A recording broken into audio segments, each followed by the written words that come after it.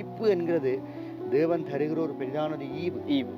எங்களோட குடும்பத்தில் நாங்கள் ஆண்டவரை அறிவோம் அல்லது அன்றைக்கு நான் உங்களோடு பேசும் தடம் நிகழ்ச்சியில் ஆண்டவரை குறித்த என்னுடைய வாவிக்குரிய வாழ்க்கையினுடைய பிரதிபலனை நான் உங்களோடு பகிர்ந்து கொண்டிருக்கிறது கூட தேவனுடைய சுத்தமான கிருபை.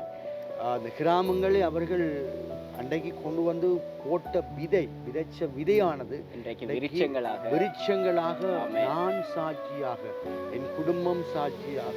அதோடு கூட இன்றைக்கு பார்த்தீங்கன்னு சொன்னால் எங்களுடைய கிராமங்களிலே இன்றைக்கு 2 திருச்சபைகள் இருக்கிறது. நம்முடைய கிராமத்தில் எங்களோட மூத்த சகோதரி இருந்தால் கொஞ்சம் திக்குவாய் மாதிரி, அவளுக்கு வாய் பேச கொஞ்சம் வார்த்தைகளை சரியான முறையில் வெளியில் கொண்டு வர மாட்டேன். அந்த வார்த்தைகளை கொண்டு வரணும்னு சொன்னால் அந்த பொண்ணை தட்டி தான் கொண்டு வருவாள். அப்போ அந்த வாழ்க்கையில் அவர் இருக்கின்ற பொழுதிலே தான் யாரோ சொன்ன நிமித்தமாக அவர்கள் சுவிசேஷ கூட்டத்தை நடத்தினார்கள், ஆண்டோட ரட்சிப்பை குறித்து பேசினார்கள். ஆனால் நாங்கள் அதை குறித்து அசண்டை இனமாக விட்டு வெளிநாட்டு போகிறதுக்காக பல முகவர்களிடத்திலே காசை கொடுத்து ஏமாந்து போனோம். அதையும் ஆண்டு என்னோடு பேசின காரியம், நீ தன்னிச்சையாக ஆரம்பிக்கிறாய், இந்த பணம் வராது. உண்மையிலேயே நான் பல லட்சம் ரூபாய்கள் இந்த வெளிநாட்டு பிரயாணத்துக்கு செலவு செய்தேன்.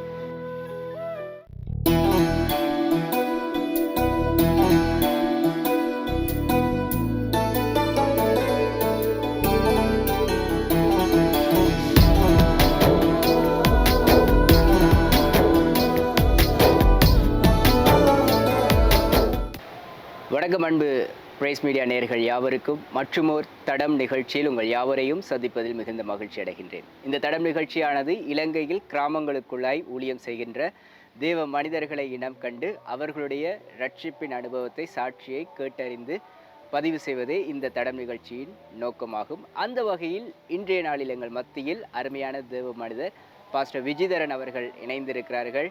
சங்கானை பகுதியில் தேவனுடைய ஊழியத்தை செய்கிறதான தேவ மனிதர், சங்கானை தேவ சபையில் கர்த்தருடைய ஊழியத்தை செய்கிறதான தேவ மனிதரோடு கூட இன்றைய நாள் அவருடைய ரட்சிப்பின் அனுபவம், இன்றைய நாள் அவருடைய ஊழியங்கள் எப்படியாய் கர்த்தருடைய ஊழியத்தை செய்து கொண்டிருக்கிறார், என்ன சவால்கள் மத்தியில் கர்த்தருடைய ஊழியங்கள் நடைபெற்று கொண்டிருக்கிறது போன்ற அநேக காரியங்களை கேட்டறிய போகின்றோம். தொடர்ந்தும் நிகழ்ச்சியில் எங்களோடு கூட இணைந்திருங்கள். புதிதாக பிரைஸ் மீடியா யூடியூப் சேனலில் இணைந்திருக்கிறவர்கள், ஃபேஸ்புக் பேஜினூடாக இணைந்திருக்கிறவர்கள் மறக்காமல் யூடியூப் சேனலை சப்ஸ்கிரைப் பண்ணிக்கொள்ளுங்கள். தொடர்ந்து ஃபேஸ்புக் பேஜை லைக் பண்ணிக்கொள்ளுங்கள். இன்னும் எங்களுடைய புதிய நிகழ்ச்சிகளை காண்பதற்கு அது ஏதுவாக இருக்கும். இன்னுமாக இந்த சாட்சி உங்களுக்கு ஆசீர்வாதமாக இருக்கும் பட்சத்தில் இன்னும் அநேகருக்கு ஷேர் பண்ணுங்க. மற்றவர்களுக்கும் அது நம்பிக்கையையும் கர்த்தருடைய விசுவாசத்தையும் ஏற்படுத்த அது ஏதுவாக இருக்கும். தொடர்ந்தும் நிகழ்ச்சியில் இணைந்திருங்கள். பாஸ்டர் விஜிதரன் அவர்களோடு கூட தொடர்ந்தும் இந்த தடம் நிகழ்ச்சியில் பயணிப்போம். Praise lord pastor. Praise lord. எப்படி இருக்கிறீங்க? நல்லா இருக்கு. கர்த்தருடைய நாமத்துக்கு மகிமை உண்டாவதாக. நாங்கள் நீண்ட நாட்களுக்கு முன்பதாக இந்த நிகழ்ச்சியை குறித்து பேசியிருந்த நாங்கள் உங்களுடைய சாட்சியை தடம் நிகழ்ச்சியில் பதிவு செய்வோம் அப்படின்னு சொல்லி இன்றைய நாள் கர்த்தர் அந்த நாளை ஏற்படுத்தி இருக்கிறார். ஸோ நிகழ்ச்சியின் ஆரம்பத்துக்கு போகிறதுக்கு முன்பதாக பாஸ்டர் விஜிதரன் அப்படின்னு சொன்னால் யார், அவருடைய குடும்ப பின்னணி, இதுவைகளை குறித்து தெரியப்படுத்தினதன் பின்பதாக தொடர்ந்து உங்களுடைய சாட்சிக்குள்ளாக பயணிப்போம். நல்லது. ஆண்டவராகிய இயேசு கிறிஸ்துவின் நாமத்தினாலே உங்கள் யாவருக்கும் தடம் நிகழ்ச்சியிலே என்னுடைய சாட்சியை பார்த்து கொண்டிருக்கக்கூடிய உங்கள் யாவருக்கும் என்னுடைய வாழ்த்துதல்களையும் ஓடு கூட என்னுடைய சாட்சி உங்களுடைய வாழ்க்கையிலே ஒரு பிரயோசனம் உள்ளதாய் இருக்கும் என்று நான் கிறிஸ்துவுக்குள்ளாய் விசுவாசிக்கிறேன். அதன் பயனாக இந்த தடம் நிகழ்ச்சியிலே என்னை குறித்தும் என்னுடைய வாழ்க்கையுடைய சரித்திரத்தை குறித்தும் உங்களோடு பகிர்ந்து கொள்ள கடவுள் கொடுத்த நல்ல கிருபைக்காய் நான் நன்றி சொல்லுகிறேன். என்னுடைய பெயர் கந்தசாமி விஜிதரன். எனக்கு அழகான ஒரு மனைவி, அழகான ஒரு மகன் இருக்கிறார். என்னுடைய மனைவியின் பெயர் யூடி. என்னுடைய மகன் டேரிஷ் ஜெப்தா. என்னுடைய குடும்பம் ஒரு அழகான ஒரு குடும்பம், கடவுள் கொடுத்த ஒரு பெரிய வெகுமதியாக இருக்கிறது. நாங்கள் ஆண்டவரை அறிவதற்கு முன்னாடி நாங்கள் எங்களுடைய பண்பாடுகள், கலாச்சார விழுமியங்களின் அடிப்படையிலே நாங்களும் ஆண்டவரை அறியாத காலத்திலே பிற மதத்தை சேர்ந்தவர்கள், உங்களுக்கு புரியும் என்று நினைக்கிறேன். நாங்கள் ஆண்டவரை அறியவில்லை, ஆனால் அதற்கு முன்பதாக நாங்கள் பல கலாச்சார பின்னணிகளோடு கூட எங்களுடைய நம்பிக்கைகளோடு கூட நாங்கள் கடந்து வந்து கொண்டிருந்த ஒரு சூழ்நிலைகள் இருக்கிறது. காரணம், நாங்கள் ரட்சிப்பினுடைய அல்லது கிறிஸ்துவுடைய அன்பை குறித்து, ஆண்டவர் தெய்வம் என்பதை குறித்து நாங்கள் அறியாமல் புரியாமல் வாழ்ந்த காலங்கள் அதிக காலத்தை இழுத்து கொண்டது எங்களுடைய பெற்றோர்களுடைய வாழ்க்கையில். இப்படியான காலப்பகுதியில் தான் நாங்கள் வாழ்ந்து கொண்டிருக்கின்ற பொழுதில் எங்களுடைய தகப்பனார் ஒரு மேசன் தொழிலாளி. மேசன் தொழிலாளி மட்டுமில்லை, நல்ல வேலை செய்வார். அதே நேரத்தில் அவருக்கு நல்ல ஒரு பழக்கம் ஒன்று இருக்கிறது. குடிக்கவர், பீடி பத்துவார். இப்படியான காலங்களோடு அவர் ஓடிக்கொண்டிருந்தார். அதே வேளைகளிலே நம்முடைய மதிப்புக்குரிய பாஸ்டர் சாம் ராஜசூரியல் அவருடைய நல்ல ஒரு இணைப்பிலே அவர்கள் இருந்தார்கள். கனகாலமாக மானிப்பாய் திருச்சபையிலே அவர்கள் வேலை செய்து வருகிறார்கள். மேசன் வேலையை செய்து கொண்டு வருகின்றார்கள். அந்த நிலையிலே, ஆனால் மேசன் வேலைக்கெல்லாம் போவார், தன்னுடைய வேலை முடிஞ்சால் வந்துடுவார், அவனுடைய வேலையை கண்டினியூ பண்ணுவார். அதாவது அங்கே போகும் பொழுது தன்னுடைய வேலையில் சுத்தமாக இருப்பார், முடிஞ்சு வரக்குள்ள தான். ஏன்னா குடி நல்ல கௌரவமான குடி, அங்கே எல்லாம் குடிச்சிட்டு விழுந்திருந்தால், ஏன்னா குடியிலே ஒரு கௌரவமான குடி என்று சொல்லக்கூடிய அளவுக்கு அவருடைய வாழ்க்கை இருந்தது. ஆனால் சேர்ச்சில் வேலை செய்வார். கடவுளை குறித்து தெரியாது, கடவுளை குறித்து ஒரு அறிமுகம் இல்லை, கடவுள் என்றால் என்னன்னு தெரியாது. இந்த வாழ்க்கையை பார்த்தீங்கன்னு சொல்லி சொன்னால், நாங்கள் எங்கே இருந்தால் ரட்சிப்பு என்கிறது தேவன் தருகிற ஒரு பெரிதானது ஈவு. எங்களோட குடும்பத்தில் நாங்கள் ஆண்டவரை அறிவோம், அல்லது இன்றைக்கு நான் உங்களோடு பேசும் தடம் நிகழ்ச்சியில் ஆண்டவரை குறித்து எங்களுடைய வாவிக்குரிய வாழ்க்கையினுடைய பிரதிபலனை நான் உங்களோடு பகிர்ந்து கொண்டிருக்கிறது கூட தேவனுடைய சுத்தமான கிருபை. காரணம், ஆண்டவர் எங்களை தெரிந்து கொண்டிருக்கிறார். நாங்கள் ஆண்டவரை தெரிந்து கொள்ளவில்லை, நாங்கள் ஆண்டவரை அறியவில்லை. நாங்கள் ஏனோ தானோன்னு சொல்லி எங்களுக்கு ஒரு கலாச்சாரம், எங்களுக்கு ஒரு பின்னணி, நாங்கள் ஒரு காலங்காலமாய் பின்பற்றி வரக்கூடிய எங்களுடைய வாழ்க்கையின் நடைமுறை சார்ந்த ஒரு காரியத்திலே நாங்கள் ஈடுபட்டு கொண்டு வந்தோம். கர்த்தருக்கு ஸ்தோத்திரம் உண்டாவதாக. ஆண்டவரை குறித்து எங்களுக்கு அறிவிக்காமல் போயிருந்தால் எங்களுடைய அப்பாவை நாங்கள் ஆரம்பத்திலே நாங்கள் இழந்திருப்போம். எங்களுடைய குடும்பத்தினுடைய சூழ்நிலைகள் வேறு விதமானதாக மாற்றப்பட்டிருக்கும். இந்த காலப்பகுதியில் தான் கிட்டத்தட்ட 80ஆம் ஆண்டு 87ஆம் ஆண்டு காலங்களிலே அவர் அதிகமாக திருச்சபையோடு வேலை செய்து கொண்டு வந்தபடினாலே அப்பா 87ஆம் ஆண்டு எங்களுடைய பிரதான போதகர் பாஸ்டர் சாம் ராஜசூரிய அவர்கள் எங்களுடைய கிராமங்களுக்குள்ளே சுவிசேஷ கூட்டங்களை வைப்பார்கள். ஆரம்ப நாட்களிலே கிட்டத்தட்ட நான் பிறப்பதற்கு முன்னாடியே அவர்கள் சுவிசேஷ கூட்டங்களை எங்கள் கிராமங்களில் வைத்திருக்கிறார்கள். இப்போவும் அவர் ஞாபகப்படுத்துவார், நான் அப்போ வச்சினான்னு சொல்லி சொல்லுவார். எல்லா செய்திகளிலும் சொல்லுவார், நீ பிறக்கலையா பாடி நான் உங்களை கொடுத்து வச்சேன். இப்போ கூட அந்த சாட்சியை எங்களுக்கு சொல்லுவார். அந்த கிராமங்களை அவர்கள் அன்றைக்கு கொண்டு வந்து போட்ட விதைச்ச விதையானது விருட்சங்களாக நான் சாட்சியாக, என் குடும்பம் சாட்சியாக. அதோடு கூட இன்றைக்கு பார்த்தீங்கன்னு சொன்னால் எங்களுடைய கிராமங்களிலே இன்றைக்கு 2 திருச்சபைகள் இருக்கிறது. நம்முடைய கிராமத்தில், என்னுடைய கிராமம் வந்து சங்குவேலி கிராமம், அழகான ஒரு கிராமம். அதுக்குள்ளே வந்து ஆண்டவருடைய வார்த்தைகளை சொல்லி இன்றைக்கு அவர்கள் கொடுத்த இன்றைக்கு விதை நிமித்தமாக இன்றைக்கு 2 சபைகள் எங்களோட ஊர்லேயே 2 சபைகள் இருக்கிறது, ஸ்தாபிக்கப்பட்டிருக்கிறது. அப்போ நாங்கள் வைராக்கியமாய் அந்த நாட்களில் இருந்தபடினால் எங்களுடைய அப்பா ஆண்டவரை அறியலை. ஆனால் அவருக்கு ஒன்று நேரம் வந்துச்சு, ஆண்டவர் அவரை தெரிந்தெடுத்து கொண்டார். எப்படியாக தெரிந்து கொண்டார்னு சொன்னால், எங்களோட மூத்த சகோதரி இருந்தால் கொஞ்சம் திக்குவாய் மாதிரி, அவளுக்கு வாய் பேச கொஞ்சம் வார்த்தைகளை சரியான முறையில் வெளியில் கொண்டு வர மாட்டான்.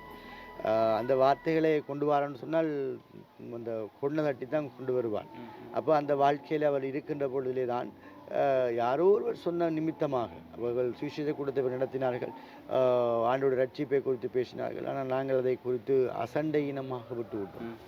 அவர் நன்மை சொன்னாலும் எங்களுக்கு நாங்கள் அதை வேறு அருவருப்பாக பார்ப்பார்கள். அதாவது அந்த நன்மையை ஏற்றுக்கொள்ள இல்லை, ஏதோ ஒன்று இருக்குது. ஆனால் நாங்கள் கண்டு வந்த காரியங்கள் அதை எங்களை பிடிச்சி உட்கார வச்சிருக்கு. இப்போ இந்த நிலையில் பார்க்கின்ற பொழுதிலே ஆண்டவர் எங்களுடைய குடும்பத்துக்கு கொடுத்த ரட்சிப்பு இன்றைக்கு எங்களை வாழ வச்சு கொண்டு இருக்கு. இந்த உறுதியாக கடவுளுக்குள்ளே கொண்டு வந்த ஒரு பெரிய வாழ்க்கையில் சகோதரிக்கு ஒரு சுகம் தேவை என்று சொல்லி எங்கள் உணர்த்தப்பட்டிருந்தோம். காரணம், அவளுக்கு வாய் பேச முடியலை, சரியான முறையில் அவள் இல்லை. அதே நேரங்களிலே எங்களோட குடும்பத்திலே ஒரு பெரிய சமாதானம் இல்லை. அப்போ பொம்பளை பிள்ளைகளை இருக்கிறபடினால அப்பா இப்படி இருக்கின்ற பொழுதிலே பெரிய வேதனையான காரியம். அந்த நிலையிலே ஆண்டவர் எங்களுடைய சகோதரி எங்களுடைய அம்மாக்கள் சர்ச்சுக்கு போக ஆரம்பித்தாங்க.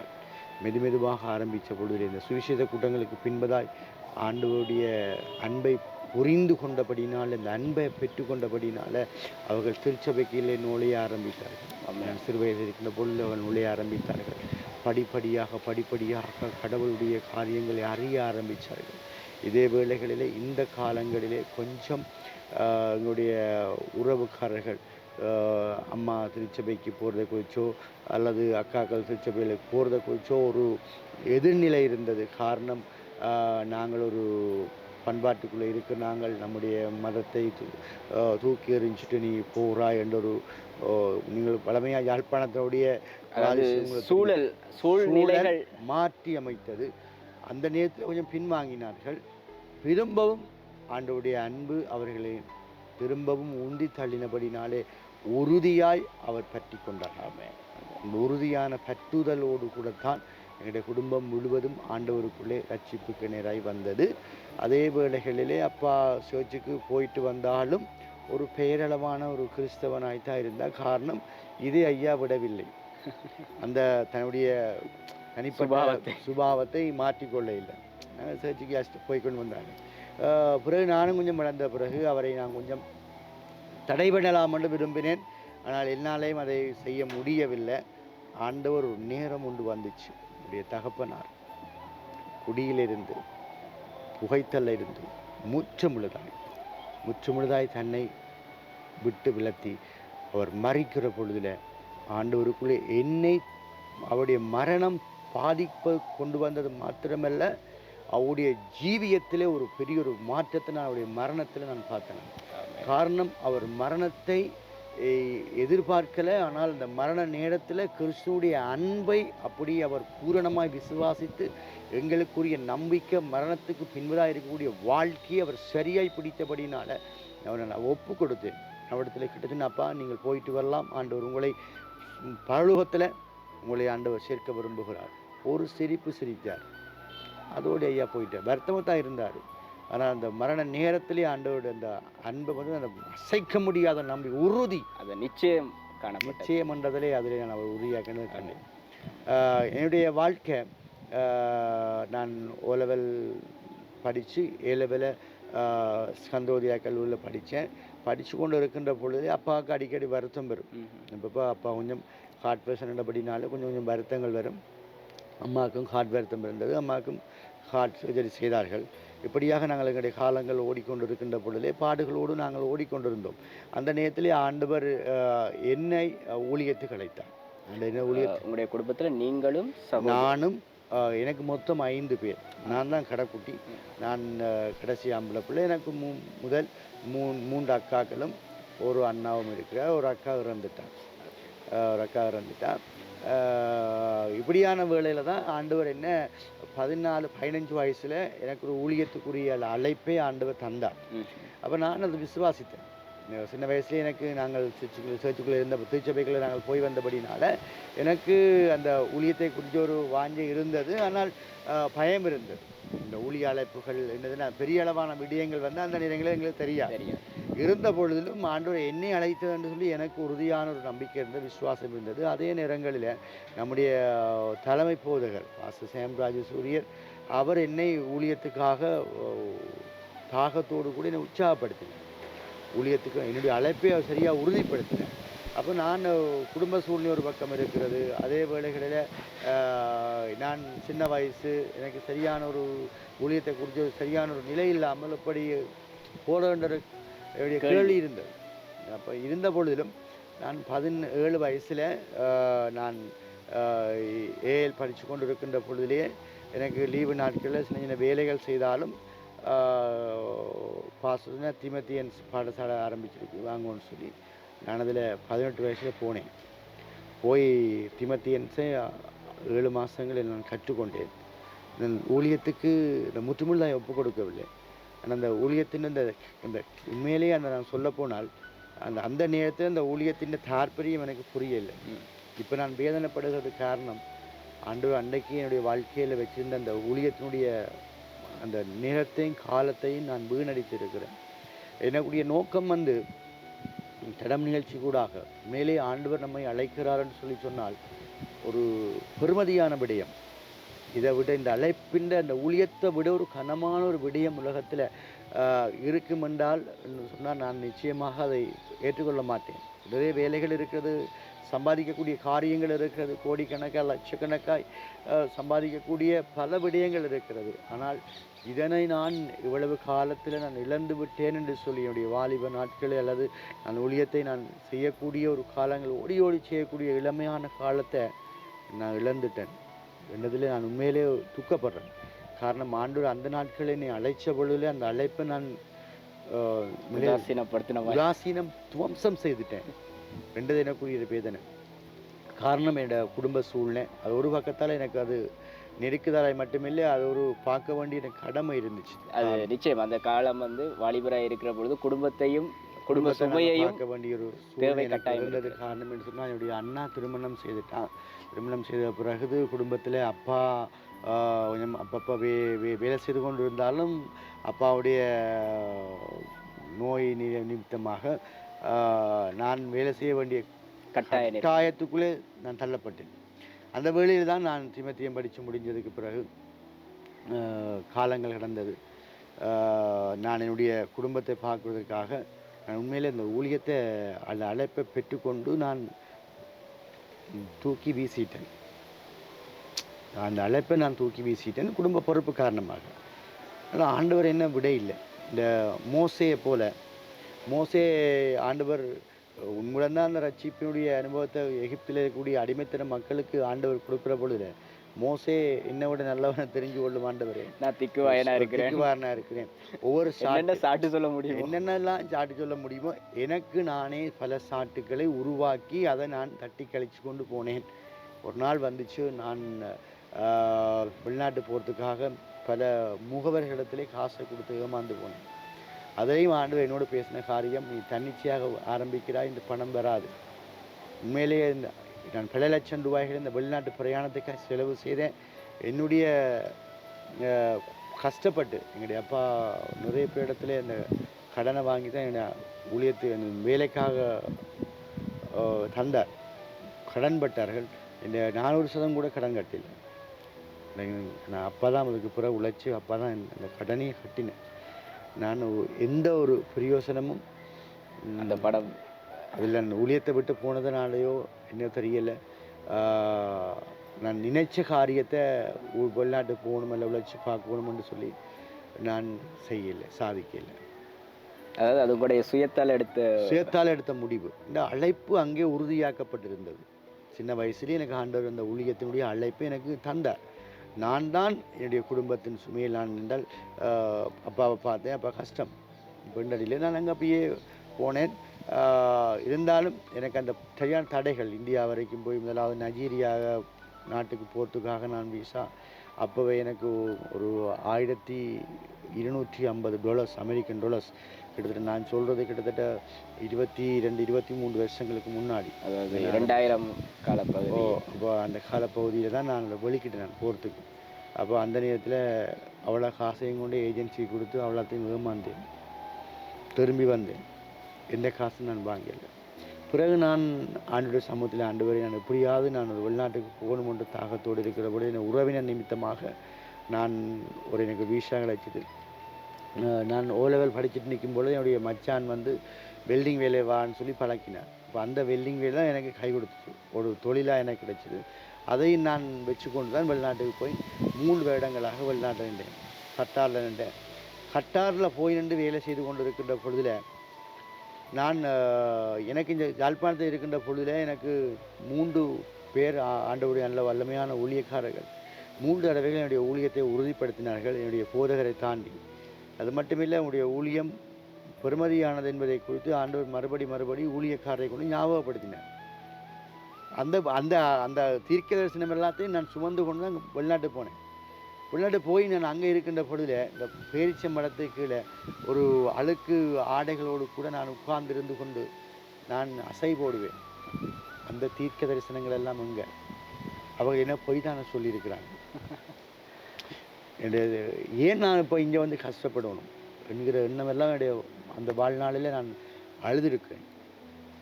ஏன் ஆண்டவர் என்னுடைய ஊழியத்தினுடைய அந்த காரியங்களை எனக்கு சொன்னபோது எனக்கு கொடுத்த தரிசனத்தினுடைய குழந்தை வாக்குத்தத்தங்கள் எல்லாம் என்ன ஆயிடுச்சு அப்படின்ற ஒரு எண்ணத்தோடு நான் விழுந்தேன். இப்போ இந்த விஷயத்தில் ஒரு பதிவு செய்ய வேண்டிய ஒரு விடயம் வேண்டாம். ஆண்டவர் தரிசனம் தந்தா, ஒரு வாக்குத்தத்தம் தந்தா அதை நிறைவேற்றுகிறவர். காலம் கடந்தாலும் காலத்தினுடைய காலங்கள் ஓடிக்கொண்டே இருந்தாலும் தரிசனம் கொடுக்கிறவர் உண்மை உள்ளவர். ஆமென். தரிசனம் தந்தவர் அவர் உயிரோடு இருக்கிறார். ஆமென். தரிசனத்தை கொடுக்கிற சர்வ வல்லமையுள்ள தெய்வம் அதை நிறைவேற்ற உண்மை உள்ள தெய்வமாக இருக்கிறார்.